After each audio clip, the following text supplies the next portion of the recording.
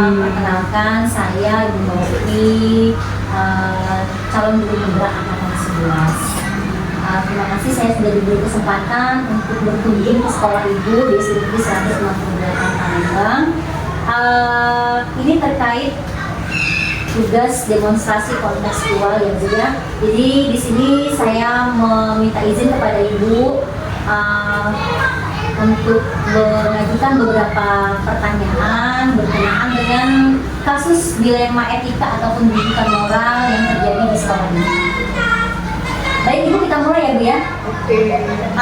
Selama ini bagaimana menurut Ibu mengidentifikasi kasus-kasus yang merupakan dilema etika ataupun pendidikan moral? Terima kasih Bu Novi, selamat datang di sekolah kami dan terima kasih sudah mempercayai saya untuk menjadi salah satu yang sumber interviewnya ya. Untuk selama ini mengidentifikasi rujukan moral dalam tema etika, saya harus pelajari dulu apa kasusnya. Setelah saya pelajari dulu kasusnya, terus dampaknya bagi sekolah dan kemudian bagaimana. Oke, baik, terima kasih ya Bu ya. Yang kedua nih Bu, bagaimana Ibu menjalankan pengambilan keputusan di sekolah SD Negeri 168 ini, terutama untuk kasus-kasus di mana ada dua kepentingan yang sama-sama benar atau sama-sama mengandung nilai kebajikan? Dua kepentingan yang sama-sama benar atau sama-sama mengandung nilai kebajikan. Kembali lagi, saya pelajari dulu dampaknya. Mana yang berpengaruh paling besar ke sekolah? Itu ya, berpengaruh ke sekolah. Setelah saya dapat mana dampaknya yang berpengaruh, kemudian saya akan buat garis-garis besar langkah yang akan saya lanjutkan ke depan. Apa perlu buat kebijakan-kebijakan atau manggil kawan-kawan rekan sejawat seperti itu. Tentunya kita sebagai pemimpin pembelajaran di sekolah ini harus ada pertimbangan-pertimbangan yang matang ketika kita mengambil keputusan ataupun kebijakan seperti itu ya. Kita lihat apa dampaknya dan regulasi yang sesuai dengan kebijakan tersebut. Itu adalah pertimbangan. Langkah-langkah atau prosedur seperti apa yang biasa Ibu lakukan selama ini? Langkah-langkahnya ya setelah saya lihat apa dampaknya dan apa regulasinya, itu saya analisis biar kita jadi salah langkah. Kemudian saya akan panggil tim saya, kita cari gimana mensiasati langkah tersebut supaya dampaknya bagus ke sekolah dan bagus juga kepada sumber pertanyaan tadi. Kalau menurut Ibu nih, hal-hal yang selama ini dianggap efektif dalam pengambilan keputusan untuk kasus-kasus dilema etika. Tentunya kita sebagai pemimpin pembelajaran banyak sekali kasus-kasus dilema etika yang terjadi ya Bu ya. Baik itu yang terjadi antar sesama guru, kemudian tenaga kependidikan, ataupun juga mungkin yang terjadi terhadap peserta didik gitu. Tetapi tentunya ketika kita mengambil keputusan itu akan berpihak kepada peserta didik. Nah, kalau menurut Ibu, yang menurut Ibu paling efektif nih dalam pengambilan keputusan pada kasus dilema etika itu seperti apa? Tadi kembali kita lihat dulu regulasi peraturannya, peraturan yang sesuai dengan keputusan yang akan kita ambil, yang mana dampak keputusan yang kita ambil tadi itu harus berpengaruh kepada siswa. Ada dampaknya nggak? Kemudian berpengaruh atau ada dampaknya nggak ke teman-teman rekan sejawat guru kita?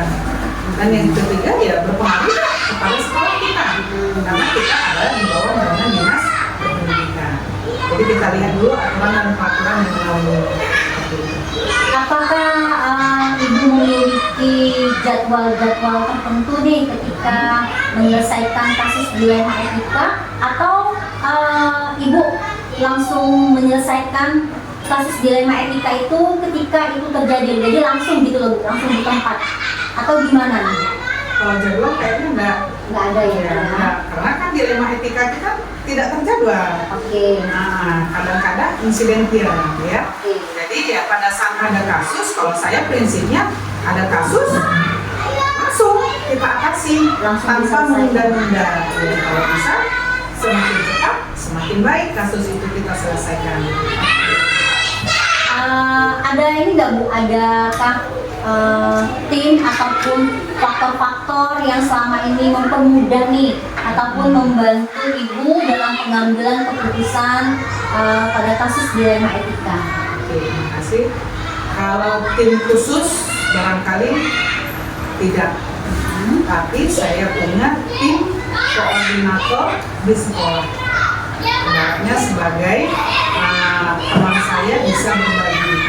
Jadi kami di sekolah ini membuat tim kecil yang membantu saya dalam mengelola sekolah. Yang saya sebut koordinator, ada 4 orang. Ada 4 orang kalau di sekolah ini. Iya, ibaratnya jadi saya percaya sebagai koordinator yang berikutnya, koordinator kesiswaan, koordinator sarana prasarana, dan koordinator humas. Jadi mereka inilah tempat saya berbagi seandainya ada keputusan-keputusan yang harus melibatkan mereka. Tidak semua melibatkan mereka. Jadi ibaratnya yang saya butuh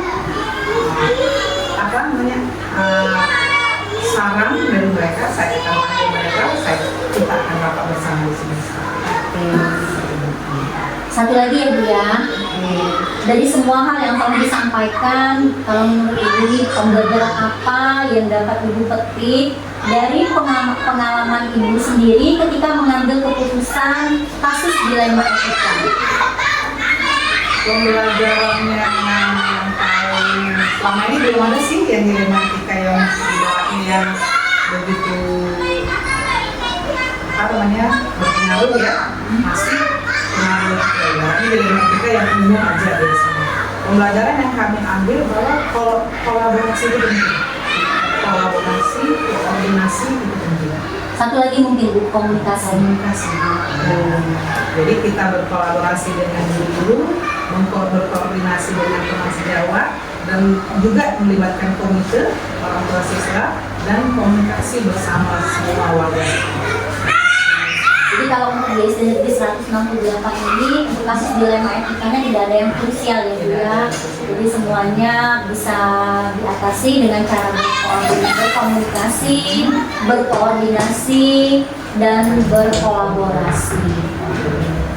Oke, terima kasih Bu Intan atas waktunya. Mudah-mudahan apa yang disampaikan ini bermanfaat bagi kami sebagai salah satu referensi ketika kita mengambil kebijakan dalam kasus dilema etika. Terima kasih ya Bu Intan. Sampai ketemu lagi.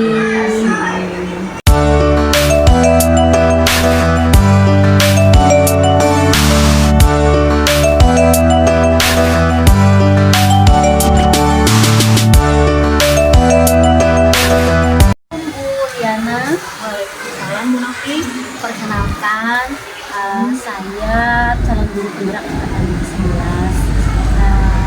Terima kasih Bu Liana, saya sudah diterima dan Bu Liana sudah meluangkan waktu untuk saya di pagi hari ini.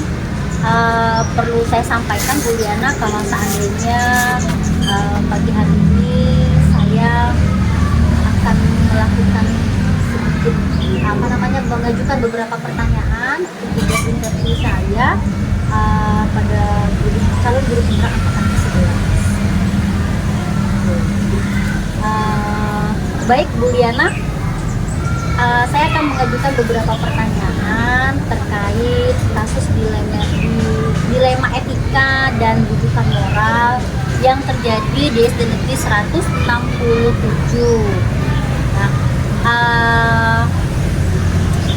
Kira-kira nih menurut Bu Liana selama ini bagaimana Ibu bisa mengidentifikasi kasus-kasus yang merupakan dilema etika ataupun rujukan moral? Kok beda? Baik Bu Liana, terkait kasus dilema etika dan rujukan moral yang mungkin terjadi ya Bu ya di sekolah ini. Kira-kira nih menurut pendapat Ibu, bagaimana cara Ibu dapat mengidentifikasi kalau kasus-kasus tersebut merupakan kasus dilema etika ataupun rujukan moral? Kalau yang saya lakukan selama ini ya, cara saya mengidentifikasi, saya setelah saya mengakui kasus tersebut, lalu saya memanggil gitu. Nah, setelah saya tahu oh ini termasuk dilema etika, oh ini termasuk rujukan moral, setelah itu saya memanggil gitu pihak. Kira-kira nih menurut pendapat Ibu, bagaimana sih cara Ibu mengidentifikasi kasus-kasus yang merupakan dilema etika ataupun rujukan moral yang terjadi di SD Negeri 167 ini? Kalau yang saya lakukan selama ini, setelah saya mendapatkan misalnya bisa memilahnya, oh ini termasuk rujukan moral, oh ini dilema etika, dari keterangan tersebut saya langsung memanggil yang memiliki permasalahan tersebut untuk diselesaikan. Jadi bukan antara ini, tapi cukup dengan saya dulu untuk sementara waktu menyelesaikan permasalahan tersebut. Oke, artinya kita memang cara Ibu mengidentifikasi kasus-kasus tersebut yang terjadi. Jadi kita melakukan pembicaraan dulu, mungkin secara langsung empat mata dulu ya Bu ya. Jadi tanpa melibatkan pihak manapun terlebih dahulu. Terima kasih. Selanjutnya ya Bu ya, selama ini bagaimana Ibu menjalankan pengambilan keputusan di SD Negeri 167 ini, terutama untuk kasus-kasus di mana ada dua kepentingan yang sama atau sama-sama mengandung nilai kebajikan? Kalau bagaimana cara mengambil keputusan, setelah saya tadi mendapatkan keterangan dari empat mata, jalan empat mata, lalu saya dari keterangan tersebut. Pertanyaan yang kedua ya Bu ya, kira-kira menurut Bu Liana bagaimana peran seorang pemimpin pembelajaran dalam menjalankan keputusan di Islam, terutama untuk kasus-kasus di mana ada dua kepentingan yang sama-sama benar nih, ada artinya kasus-kasus yang dua-duanya betul, kemudian atau sama-sama yang mengandung nilai kebajikan. Kalau saya nih, kalau sudah mendapatkan misalnya, oh ini masalah dilema etika, terus bagaimana saya mengidentifikasi atau melakukan ini ya, pastinya saya memikirkan dulu apakah kepentingan ini untuk orang banyak, bagaimana dengan orang banyak atau dengan pribadinya, atau hanya berupa belas kasihan saja begitu. Jadi saya masih dipikirkan dulu apakah ini bertaruh dengan kepentingan banyak atau kebaikan saja. Artinya perlu ada pertimbangan-pertimbangan yang matang dan tidak akan merugikan pihak manapun. Ya. Jadi kita tidak mementingkan pribadi seseorang ataupun atas dasar kelompok seseorang. Artinya kita ketika kita mengambil keputusan itu tidak akan merugikan pihak manapun. Oke. Orang banyak. Ya.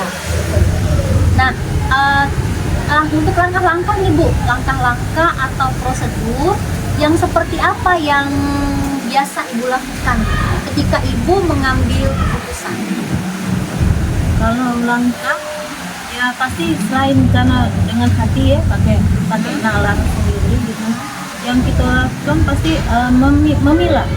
Ini bagaimana misalnya tadi, apakah berpengaruh dengan kepentingan orang banyak, terus bagaimana itu posisinya antar benar salahnya gitu, supaya ada pertimbangan khusus untuk si pelanggar atau yang melakukan misalnya pelanggaran etika gitu. Jadi saya tahu sebatas apa pelanggarannya dan bagaimana dampaknya bagi orang-orang. Terima kasih Bu. Kalau selama ini yang terjadi nih Bu, kira-kira ada nggak tantangan ataupun halangan yang selama ini ketika ibu mengambil keputusannya sudah bulat nih pada kasus dilema etika, tetapi ketika kita mau mengambil keputusan ada tantangan yang datang seperti itu. Hal-hal yang seperti apa yang selama ini yang merupakan tantangan dalam pengambilan keputusan pada kasus tersebut? Kalau tentang tantangan pasti ada ya. Misalnya saat kita memutuskan itu sudah ingat kata penuh kita sudah bulat nih, menurut kita sudah bagus nih keputusan kita. Tapi untuk bagi yang si penerima tadi belum tentu. Mungkin masih ada penolakan di situ. Misalnya di antara dua orang nih, satu orang menerima, satu orang tidak menerima. Jadi untuk menyatukan masih membutuhkan waktu lagi untuk dibicarakan lagi dengan kepala diri. Untuk mengambil keputusan Ibu, apakah Ibu mengambil ini ketika kasus dilema etika terjadi di sekolah ini, ketika Ibu mengambil kebijakan dalam suatu keputusan, apakah Ibu memutuskan sendiri atau Ibu ada pihak-pihak tertentu nih yang diajak untuk bekerja sama ataupun berkomunikasi bagaimana cara mengatasi dilema etika yang sedang terjadi saat itu? Kalau permasalahan itu masih bisa saya selesaikan sendiri, saya akan menyelesaikannya. Tapi di saat misalnya ada salah satu pihak yang tidak bisa menerima, saya pasti membutuhkan orang lain untuk membantu saya untuk menyelesaikan agar permasalahan yang terjadi itu bisa kita atasi dengan baik. Ya, tentunya tidak sampai keluar ya Bu ya, tidak sampai keluar dari zona SD Negeri 167 ini. Ya mungkin kita juga bisa mengajak rekan-rekan guru, teman sejawat untuk berdiskusi bersama, duduk bersama supaya kasus dilema etika yang terjadi itu bisa terselesaikan dengan baik. Itu ya Bu ya. Nah, ini satu lagi yang terakhir ya Bu ya. Menurut Ibu nih, pembelajaran apa yang Ibu petik dari pengalaman Ibu sendiri ketika Ibu mengambil keputusan kasus dilema etika? Kalau hikmah yang saya peroleh, misalnya pertanyaan terakhir ya Bu Liana, dari semua hal yang telah Ibu sampaikan tadi, menurut Ibu nih, pembelajaran apa yang dapat Ibu petik dari pengalaman Ibu sendiri ketika mengambil keputusan dilema etika? kalau pengalaman yang bisa saya petik sebagai pemimpin, saya kan tidak bisa sembrono gitu mengambil keputusan. Jadi apapun yang saya putuskan harus seadil dan sebijak mungkin, sehingga apapun yang saya putuskan itu tidak merugikan orang lain, terutama orang banyak. Jadi benar-benar ini harus dipikirkan setiap tindak dan keputusan kita selama ada persoalan atau permasalahan di sekolah. Jadi harus seadil-adilnya dan sebijak. Jadi kasus dilema etika yang terjadi di sekolah kita itu tidak mungkin tidak ada ya Bu ya, pasti ada, baik itu dari dari intern, dari sesama guru, kemudian dari siswa dan guru seperti itu. Tapi yang pastinya ketika kita mengambil keputusan, tentunya kita berpihak ke peserta didik, tidak merugikan peserta didik. Gitu ya Bu ya. Terima kasih Bu Liana atas waktunya. Terima kasih juga sudah berbagi dengan kami. Mudah-mudahan kita ketemu. Terima kasih ya Bu. Assalamualaikum warahmatullahi wabarakatuh.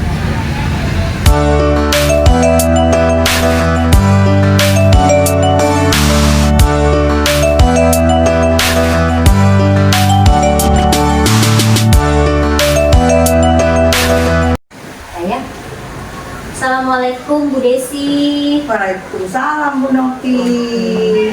Selamat siang. Terima kasih Bu Desi sudah meluangkan waktunya untuk berbagi bersama saya di sini sebagai calon guru penggerak angkatan ke-11. Sekali lagi saya mengucapkan terima kasih banyak karena sedikit sudah mengganggu aktivitas Bu Desi dalam sesi interview ini. Terima kasih Bu Novi, tidak masalah selagi kita mendukung program Guru Penggerak agar lebih maju. Waktu yang diluangkan sedikit untuk wawancara tidak jadi masalah. Terima kasih ya Bu, sekali Ya. lagi. Baik Ibu, pada sesi ini saya akan melakukan sesi interview ataupun mengajukan beberapa pertanyaan kepada Ibu selaku pemimpin pembelajaran di SD Negeri 171 ini. Pertanyaan ini terkait dengan dilema etika dan rujukan moral. Tentunya Ibu, pada setiap satuan pendidikan, kasus dilema etika dan rujukan moral itu pasti selalu ada. Seperti itu. Nah, di sini saya membutuhkan informasi nih bagaimana kasus dilema etika dan rujukan moral yang terjadi di SD Negeri 171 ini. Itu ya Bu ya? Oke. Yang pertama nih Bu, selama ini bagaimana Ibu selaku pemimpin pembelajaran dapat mengidentifikasi kasus-kasus yang merupakan dilema etika ataupun rujukan moral? Ya, terima kasih Bu Novi untuk pertanyaannya. Sebagai pimpinan pembelajaran di sekolah, setiap ada permasalahan itu kita identifikasi terlebih dahulu. Apakah permasalahan yang timbul ini mempunyai kepentingan yang bagaimana? Ataukah dia kasusnya benar, sama-sama benar, atau benar dengan salah? Apakah nilai kasusnya berhubungan dengan nilai kebajikan, atau berhubungan dengan yang terakhir tadi adalah rujukan moral. Kita identifikasi dulu. Jadi yang pertama adalah identifikasi. Oke, terima kasih Bu Desi atas anggapannya. Kemudian ketika Ibu menjalankan pengambilan keputusan di sekolah ini, terutama untuk kasus-kasus di mana ada dua kepentingan yang sama-sama benar nih, ataupun yang sama-sama mengandung nilai kebajikan. Nah, di sini gimana kiat-kiat Ibu dalam menjalankan pengambilan keputusan di sekolah ini seperti ini? Perlu kita garis bawahi bahwa setiap pengambilan keputusan yang kita ambil itu harus berpihak kepada murid. Oke. Jadi murid dan murid. Oke. Nah, jadi pertama tadi berpihak kepada murid. Yang kedua kita lihat apakah ini mengandung nilai-nilai kebajikan dan nilai universal. Dan yang ketiga, keputusan yang kita ambil nanti harus keputusan yang bertanggung jawab. Jadi ketiga poin ini yang harus menjadi patokan kita dalam mengambil keputusan. Nice ya Bu Desi ya. Iya. Oke. Nah, untuk langkah-langkahnya nih Bu Desi, langkah-langkah ataupun prosedur seperti apa yang biasa dilakukan selama ini dalam pengambilan keputusan pada kasus dilema etika? Jadi untuk kasus-kasus tertentu kita tidak bisa langsung mengambil keputusan, tetapi kita harus panggil dulu yang terlibat dalam kasus ini. Jadi apakah akan ada pendekatan, akan ada pendampingan, siapa yang terlibat, siapa yang dirugikan, terus apakah kasus itu bertentangan, pada kasusnya benar atau salah, nilai-nilai apa yang tercantum atau terlibat dalam kasus tersebut. Oke.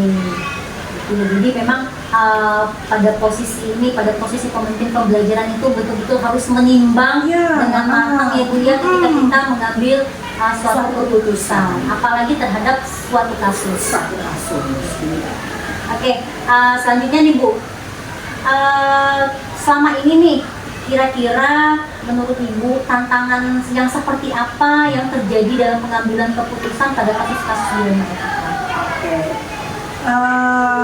Ini apabila berhubungan dengan dilema etika ini, kita lihat dulu nih pertentangannya biasanya kepada nilai-nilai universitas, nilai-nilai universal ini, ya tentang tanggung jawab, tentang kedisiplinan.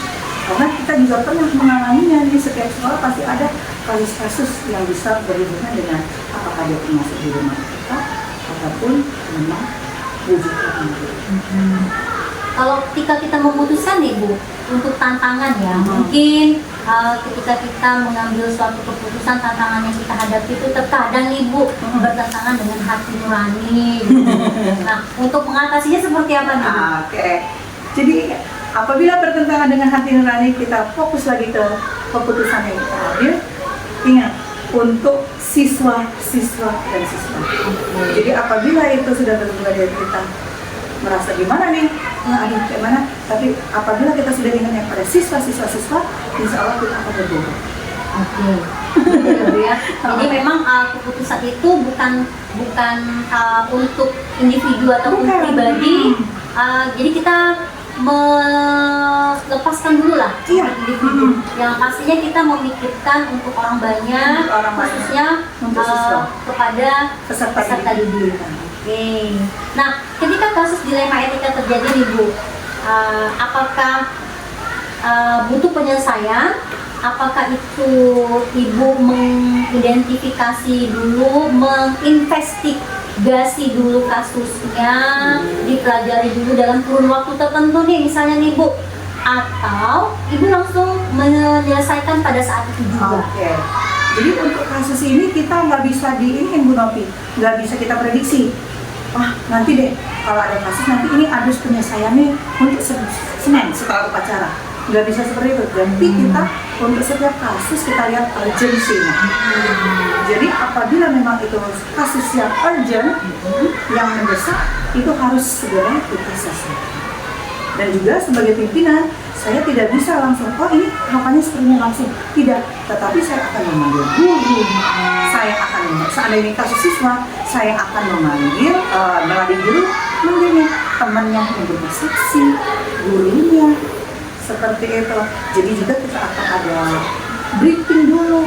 Jadi sehingga keputusan yang kita lakukan, keputusan yang kita ambil akan bermakna bagi setiap orang yang mendapatkan hasil dari keputusan itu dengan tidak merugikan, ya, dengan tidak merugikan.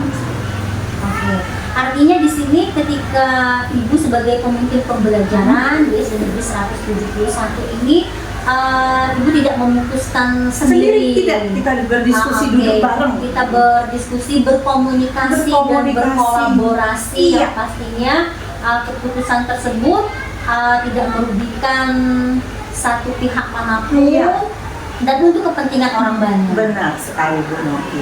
Jadi mungkin di intinya sini kolaborasi, ya, melibatkan rekan sejawat iya, gitu ya. benar sekali. Jadi rekan-rekan guru, ada kalanya orang tua, tergantung kasus yang kita hadapi.